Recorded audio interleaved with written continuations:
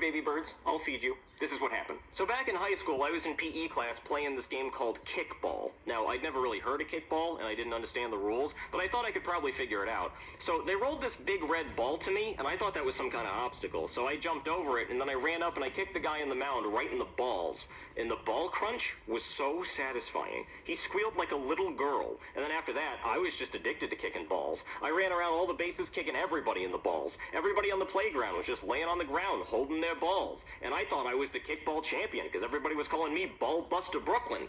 Until the PE teacher ran up and told me to go to the principal's office for kicking people in the balls. So I kicked him in the balls, and then I went to the principal's office, and the principal told me that I was suspended for kicking people in the balls. So I kicked him in the balls too. And then they called the cops, and as you can imagine, I kicked them in the balls, and they were not happy about that at all. So they sent me to jail. You know, they took my mugshot. I kicked the photographer in the balls, and then they sent me to my cell, and I kicked my cellmate in the balls. So then they sent me to the electric chair, and I kicked the executioner in the balls. And then after that, they didn't know what to do. So they called my parents, and my parents came and got me, and my dad said I was grounded for kicking people in the balls, and that might teach me a lesson. So I kicked him in the balls. And then they sent me to a therapist to figure out why I was kicking people in the balls so much. And my therapist said it had something to do with unresolved feelings about my mother, so I kicked him in the balls. And then they sent me to a mental institution, and they put me in a straitjacket. But my legs were still free, so I kept kicking people in the balls. And then they put me in straight pants, so I couldn't kick anybody in the balls. And then my parents and the teachers and the doctors and the cops and Bill Clinton, who was president at the time,